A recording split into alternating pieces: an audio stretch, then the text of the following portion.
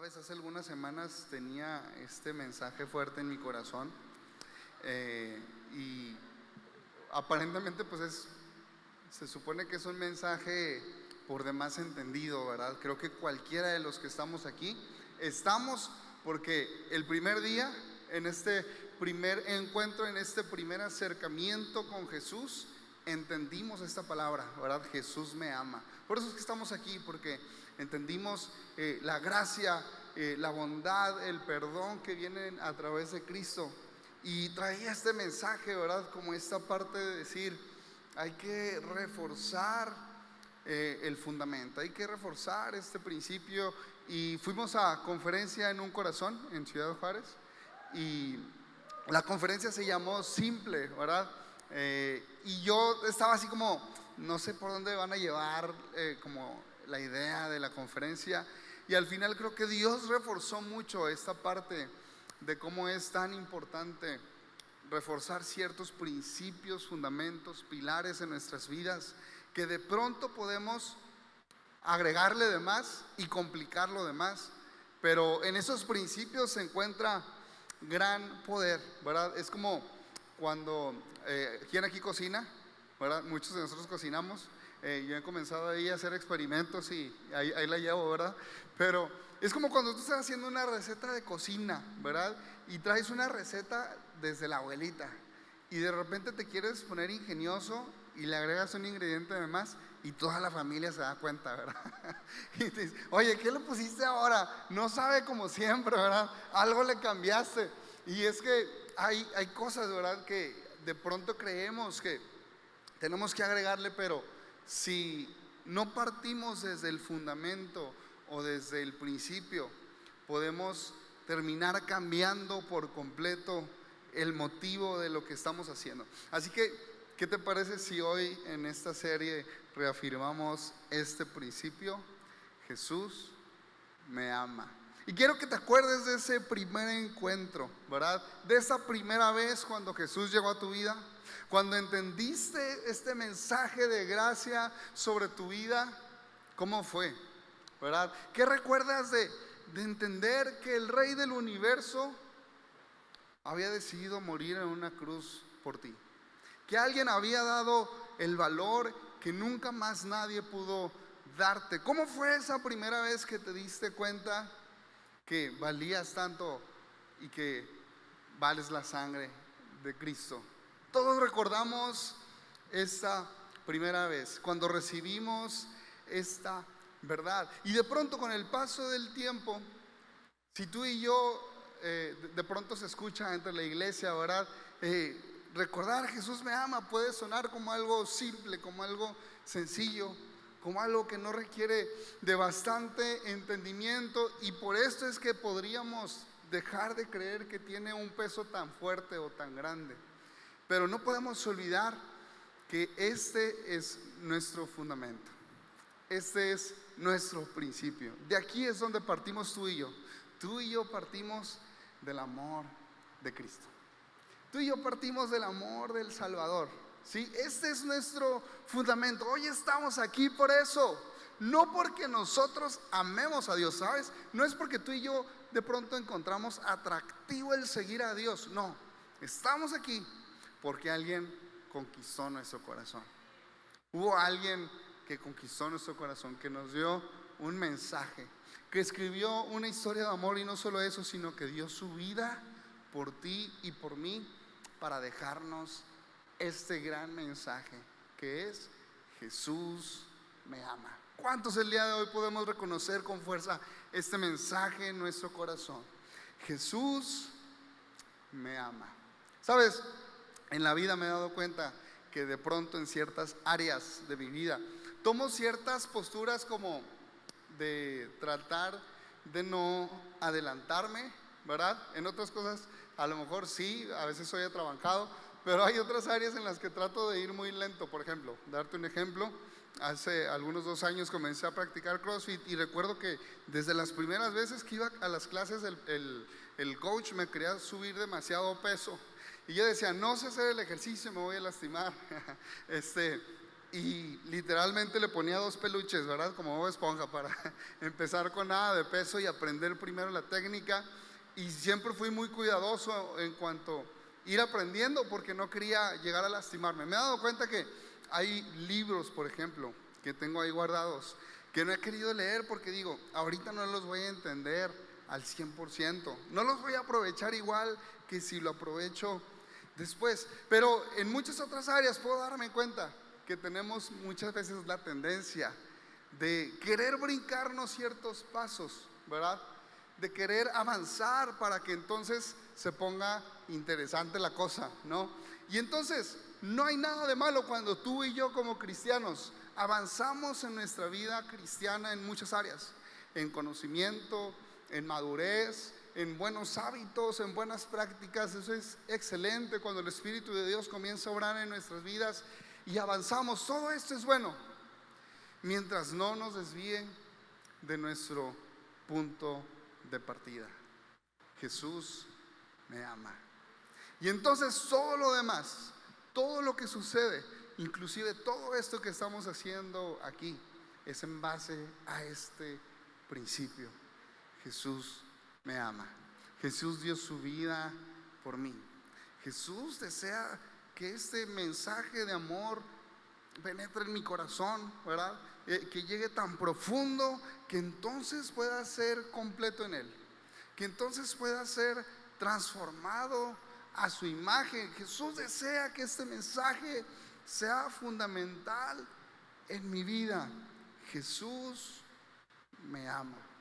Entonces, no hay nada de malo en ir agregando hacia arriba sobre esta verdad, pero hay todo de malo cuando quito esta verdad como un principio fundamental en mi vida. Cualquier otro principio que sea fundamental en primer lugar, entonces corro peligro, ya que esta es la base de nuestro evangelio. Y si no queremos que la receta de pronto se distorsione por completo y sepa a lo que no debería de saber, tenemos que una vez más hablar del principio, ¿sí?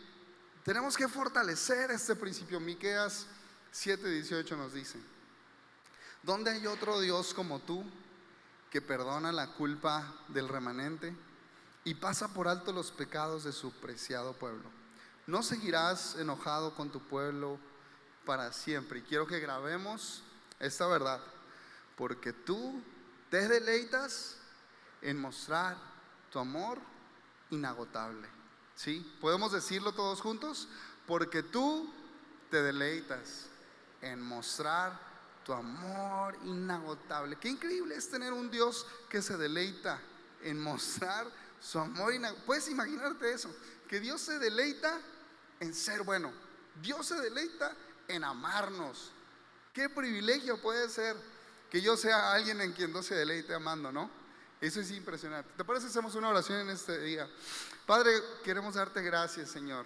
Gracias porque es tu bondad, es tu gracia la que el día de hoy nos tiene de vuelta aquí, Padre. Gracias, Cristo, porque aún hay tanto sobre tu persona que deseas revelar a nuestras vidas y a nuestros corazones. Y el día de hoy queremos escucharte a ti, Padre. El día de hoy, Espíritu de Dios, queremos darte libertad para que tú hables a nuestras vidas, Señor, para que tu palabra sea esa espada que da un mensaje claro, un mensaje certero, Señor. El día de hoy queremos, Padre, que tu palabra produzca fruto en nuestras vidas, Señor. Te damos gracias en el nombre de Jesús. Amén.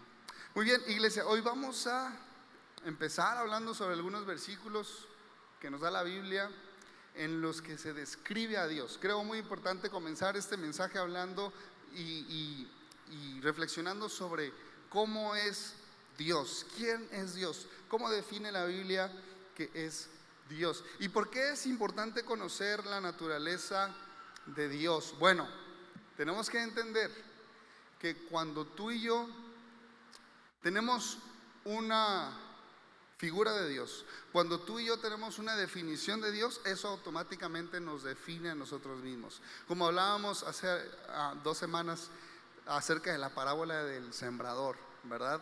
El siervo que creía que Dios era infiel, que creía que Dios era alguien que solamente exigía, enterró su vida, enterró su talento y ahí se quedó. Pero el siervo que se sentía favorecido por Dios, que era agradecido con Dios, pudo dar mucho fruto de su vida. Y además fue agradecido con Dios. Entonces, la definición que tenemos de Dios define quiénes somos nosotros en automático. Por eso vamos a ver qué dice la Biblia de quién es Dios. Primera de Juan 4:8 nos dice: el que no ama no ha conocido a Dios, porque Dios es amor. De ahí nos vamos a Apocalipsis 4:8. Nos dice: los 4 seres vivientes tenían cada uno 6 alas, y no cesaban día y noche de decir: santo, santo, santo es el Señor, Dios Todopoderoso, el que era, el que es y el que ha de venir. Muchos dicen que la definición por excelencia de Dios es que Él es santo, porque lo menciona 3 veces, ¿verdad? Santo, santo, santo. Y ahora quiero que vayamos a uno de los pocos pasajes y más extensos en los que Dios se define a sí mismo. Si Dios está hablando de sí mismo, esto es Éxodo 34, 5 al 7. Y para darte algo de contexto, en este pasaje Moisés está hablando con Dios, ¿verdad? Moisés está en la presencia de Dios. Y Moisés le hace una petición bastante extraña, una petición que nunca nadie más se atrevió a hacerle, ¿verdad? Y Moisés le dice a Dios: Dios, muéstrame tu gloria, preséntate aquí tal cual eres. Pero Dios le dice: no puedo hacerlo así, porque si lo hago nadie podría quedar vivo. Entonces nos dice que Dios le da la espalda, y dándole la espalda, Dios proclama unas palabras delante de Moisés, que son las que vamos a leer. Éxodo 34, 5 al 7 dice: y Jehová descendió en la nube y estuvo allí con él, proclamando el nombre de Jehová. Y paseando Jehová delante de él, proclamó: Jehová, Jehová, fuerte, misericordioso y piadoso, tardo para la ira y grande en misericordia y verdad, que guarda misericordia a millares, que perdona la iniquidad, la rebelión y el pecado. ¿Te imaginas tú siendo Moisés, estando delante de la presencia de Dios y escuchar estas palabras? Qué impactante sería, ¿no? El estar delante de Dios y escuchar directamente de Él estas palabras. Yo creo que cualquiera de nosotros nos quebraría, ¿verdad? O sea, Dios mismo definiéndose ante nosotros, mostrando quién es Él ante nosotros y dando estas palabras. Y que de ningún modo tendrá por inocente al malvado, que visite la iniquidad de los padres sobre los hijos y sobre los hijos de los hijos, hasta la 3ª y 4ª generación. Qué impresionante es. Moisés le pide a Dios: Dios, muéstrame tu gloria. Y Dios no solamente le muestra su gloria, ¿verdad?, sino que además Dios habla de sí mismo. Y qué impresionantes palabras habla Dios de sí mismo, ¿verdad? Afirmando lo que dice Miqueas: Dios se complace en amar, Dios se complace en perdonar. Y entonces vemos a un Dios que es amor, que es misericordioso y que también es justo, ¿verdad? Porque dice que no tomará por inocente al culpable. Y entonces un Dios que es justo, un Dios que no se puede contradecir a sí mismo, nos da a Cristo como la oportunidad perfecta de ser redimidos, como la oportunidad perfecta de ser salvados, de ser perdonados, de ser redimidos. Qué impresionantes son estas palabras de cómo Dios se define a sí mismo. ¿Podrías imaginarte cómo salió Moisés de ese lugar? ¿Sabes? Moisés estaba pidiéndole a Dios: Dios, dame una señal de que estás con tu pueblo, dame una señal de que peleas con nosotros, de que nos acompañas en medio de este trayecto, dame una señal. Y Dios no da una señal, da una expresión completa de su amor, de su perdón. Moisés, saliendo de ese lugar, sabe que Dios va con él. Moisés, saliendo de ese lugar, sabe que sus enemigos son los enemigos de Dios, ¿verdad? Porque Dios le muestra que está con él. Qué impresionante, qué increíble bendición tenemos tú y yo de que hoy podemos acercarnos a Cristo y recibir toda esta gracia, todo este amor todo ese favor. ¿No estás feliz por eso, iglesia? ¿No estás feliz por eso? Porque el día de hoy estas palabras son para ti y para mí. Esta oportunidad es para ti y para mí. Tenemos un Dios que se complace en amar. Qué increíble. Se deleita en amarnos. ¿Y por qué Dios lo hace? ¿Te has preguntado? ¿Por qué Dios nos ama y nos perdona? Quiero que vayamos por favor a Efesios capítulo 1. Efesios capítulo 1, para serte sincero, es mi capítulo favorito de la Biblia. Yo lo defino como una carta de amor, ¿sí? O sea, es una carta de amor que Dios está escribiendo ahí. Y en el versículo 3 nos dice: bendito sea el Dios y Padre de nuestro Señor Jesucristo, que nos bendijo con toda bendición espiritual en los lugares celestiales en Cristo. Y quiero que grabemos muy bien lo que nos dice versículos 4 y 5. Según nos escogió en Él, ¿sí? ¿Y qué dice ahí? ¿Antes de qué?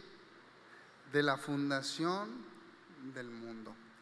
A lo mejor tú y yo pensábamos, ¿sabes qué? Dios me vio bien perdido, Dios me vio en la lona y dijo: hay que tener misericordia de este cuate, ¿verdad? Verlo cómo está, y entonces me rescató. No, no, no. La Biblia está diciendo que desde antes de la fundación del mundo, Dios nos escogió a ti y a mí. ¿Acaso eso no da un poder tan grande del amor de Dios? Que no es como que a Dios se le ocurrió salvarnos, no es como que a nosotros nos plació seguirlo, sino es que Dios decidió antes de la fundación del mundo escogernos, ¿sí? Nos escogió en Él antes de la fundación del mundo para que fuésemos santos y sin mancha delante de Él. Dice el versículo 5: en amor, habiéndonos predestinado para ser adoptados hijos suyos por medio de ¿quién? De Jesucristo, según el puro afecto de su voluntad. ¿Sabes? Estos son el tipo de versículos que me hacen levantarme de mi silla porque es impresionante el amor que Dios está declarando en esta carta de Efesios 1, ¿verdad? Y nos predestinó, dice su palabra. ¿Para qué cosa? Nos predestinó para ser adoptados por medio de Jesucristo. ¿Sabes? Esa es la predestinación. Sin Cristo no hay ni adopción, ni predestinación, ni elección. Nos predestinó, ¿sí? Antes de la fundación del mundo, para ser adoptados por medio de Jesucristo. Antes de que hubiésemos hecho cualquier obra. ¿Sabes una cosa? Dios sabía que éramos hombres, que íbamos a fallar, que íbamos a caer, que íbamos a necesitar de un Salvador. Y entonces Dios nos escogió para ello. Dios nos escogió a través de Cristo para ser salvados, para ser redimidos. Y dice el versículo 6, y esto quiero que también lo enmarquemos, que nos llevemos a este versículo: para alabanza de la gloria de su gracia. ¿Podemos entender lo que significa esto? Todo esto que Dios nos está hablando, en la cual reunió todas las cosas en Cristo, nos mostró a Cristo como camino, verdad y vida, nos adoptó a través de Él. Todo fue para que el versículo 6 nos diga: para alabanza de la gloria de su gracia. ¿Qué quiere decir esto? Que tenemos un Dios que le encanta mostrar y resaltar su gracia, para la alabanza de la gloria de su gracia, para que nosotros podamos proclamar cuán gloriosa, cuán grandiosa es la gracia de Dios. Hay una gloria tan grande en la gracia de Dios, y Él lo hizo para la alabanza de la gloria de su gracia. Qué bueno que no dice para la alabanza de la gloria de su justicia, porque ya estaremos muertos.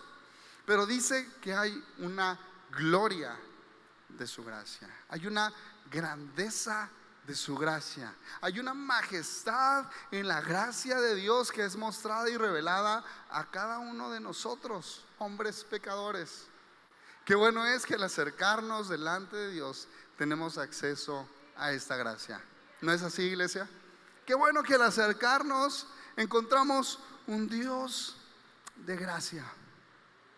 Esto es el corazón de Dios, un Dios que se deleita en amar, se deleita en perdonar, se deleita en mostrarnos su gracia.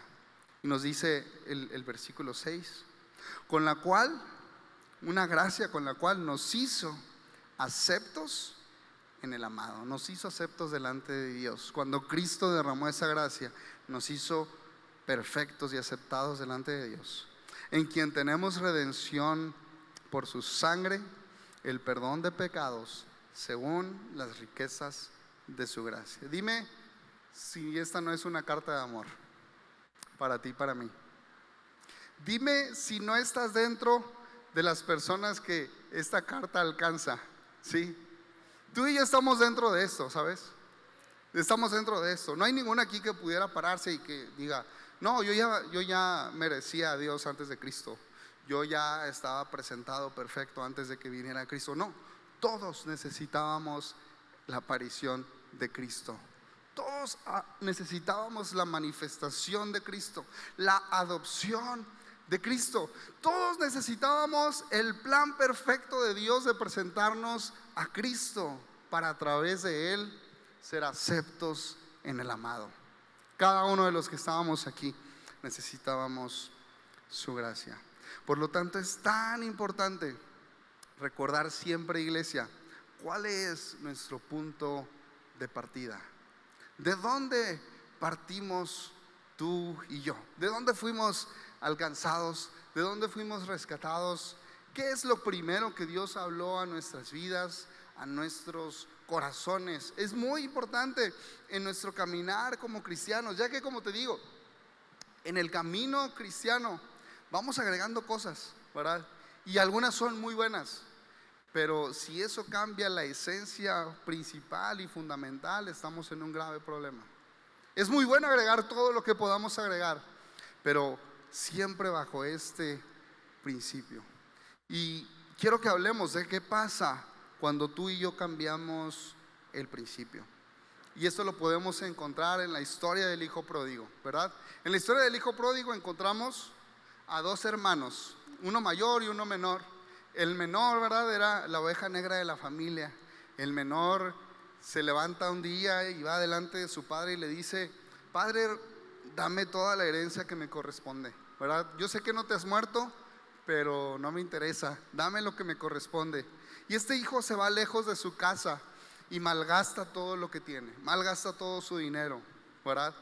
Y entonces, cuando se encuentra en el peor momento de su vida, recuerda que tiene un padre con muchos trabajadores y dice: voy a pedirle trabajo a mi papá. Yo sé que como hijo ya no puedo regresar, pero voy a pedirle trabajo. Y cuando regresa a su casa para pedir trabajo y pedir perdón, su padre ni siquiera lo escucha, sino que le da un anillo que lo reposiciona como hijo, le da un nuevo vestido, hace una fiesta, mata a un cordero y celebra con todos que su hijo ha regresado a casa. Y esta es una increíble historia, menos para el hijo mayor, que se encuentra enojado por lo que está viendo. Y el hijo mayor está enfurecido y está diciendo: ¿cómo es que este irresponsable, inmaduro, ingrato, malagradecido, que ha defraudado a esta casa, ha humillado a mi padre y se ha malgastado el dinero que le dio, regresa como el consentido, ¿verdad? Regresa y le hacen una fiesta y matan a un cordero? Y entonces el hijo mayor va y se queja con su papá y le dice: yo siempre he estado contigo y nunca me has hecho una fiesta, ¿verdad? Siempre he estado aquí sirviéndote, he sido fiel, he sido responsable, he sido obediente y nunca me ha tocado que mates al cordero grande para festejarme. Y entonces el papá le dice: tu hermano estaba perdido y ha sido hallado. Tu hermano estaba perdido y ha sido encontrado. ¿Cómo no podríamos hacer una gran fiesta? Todo lo que yo tengo siempre ha sido tuyo. Pudiste tomarlo cuando quisiste, pero no lo has hecho. Pero no voy a retenértelo. Si quieres hacerlo, lo puedes hacer. Pero entonces vemos que en el corazón del hermano mayor había orgullo y había cierto rencor. ¿Por qué? Porque él estaba partiendo desde decir: yo merezco, y él no merece. Delante del Padre había un argumento, y este era: yo merezco y mi hermano no merece. Este hijo no había reconocido que el hecho de que estuviera cada día en la casa del Padre, sentado a su mesa, no era porque merecía, era porque el Padre era bueno, bondadoso y amoroso. Y con cualquiera de sus hijos iba a mostrar la misma gracia. No iba a mostrar favoritismos, porque él los ve como hijos. Pero entonces el hijo sentía que tenía tablas para pararse delante del Padre y decir: él no merece, yo sí merezco. Y el Padre le dice: todo esto es tuyo también, pero no lo has aprovechado. Y entonces tú y yo de pronto podríamos estar en esta situación en la que creemos que Dios ya no puede mostrar gracia y favor, y entonces estaríamos partiendo del principio equivocado. Si hay algo en tu vida y en mi vida que nos haga pararnos delante del Padre para decir: yo merezco, estamos desde un punto equivocado. No merecemos. Sin embargo, a Él le ha placido amarnos. A Él le ha placido mostrar su gracia. A Él le ha placido ser bueno. A Él le ha placido servir la mesa e invitarnos. Y podemos tomar dos posturas. Podemos celebrar que el Padre es tan bueno y tan bondadoso e invitar a todos, o podemos amargarnos y decir: es que Él no merece, es que es irresponsable, es que es mal agradecido, y llenarnos de rencor en nuestro corazón. Pero el deseo del Padre es que partamos desde el punto correcto, y este es: Jesús me ama. Y si Jesús me ama, no tengo que buscar en otros lo que ya encuentro en Él. No tengo que reclamar lo que viene de Él. Solamente estoy satisfecho en que Él me ama. No estoy satisfecho en mi carrera, no estoy satisfecho en mi trayectoria, no estoy satisfecho en lo que he logrado. Estoy satisfecho en que Jesús me ama, porque he comprendido que no sé qué tiene este Jesús, que es tan grande su gracia, que es tan grande su bondad. Como muchos teólogos incluso lo dice, es una gracia escandalosa, es una gracia que hace ruido, es una gracia que es difícil de contenerla, es difícil de mantenerla tranquila. Es una gracia escandalosa, porque todo es para la alabanza de la gloria de su gracia.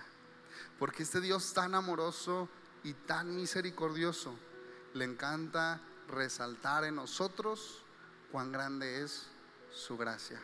Y si el día de hoy tú eres una de estas personas quien dice: no, hombre, si Dios me salva, se estaría pasando de bueno, se estaría pasando de bonachón. ¿Cómo Dios me va a salvar? ¿Cómo Dios me va a perdonar? Quiero decirte que eres el instrumento perfecto para que Dios muestre su gracia, para que Dios muestre la gloria de su gracia. Tú y yo lo somos. Somos ese instrumento perfecto para que Dios se glorifique en nuestras vidas. Dios le encanta glorificarse en personas como tú y como yo, que sí tenemos una necesidad, que sí tenemos un espacio para que Dios pueda obrar, porque si ya lo tengo todo completo, ya no hay espacio. Pero tú y yo tenemos bastante espacio para que Dios se glorifique, para que Dios muestre la gloria de su gracia.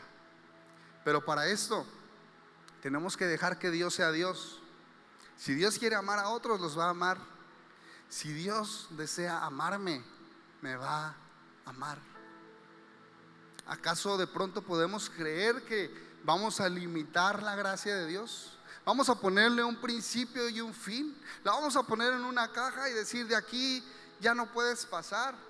No podemos limitar la gracia de Dios. Por eso es que es escandalosa, porque su gracia sobrepasa nuestro entendimiento. Su amor sobrepasa nuestro conocimiento, nuestros principios, sobrepasa las leyes. Su amor sobrepasa lo que podríamos tú y yo controlar. Ese es el amor de Dios, que el día de hoy desea salvar, desea perdonar, desea restaurar, desea amar. Iglesia, ¿cuántos de los que estamos aquí hoy queremos ser amados por Dios? Hoy queremos ser esos a quien Dios escoge, esos a quien Dios llama, esos a quien Dios muestra su amor y su bondad. Yo quiero ser uno de ellos. Yo necesito ser uno de ellos, ¿verdad?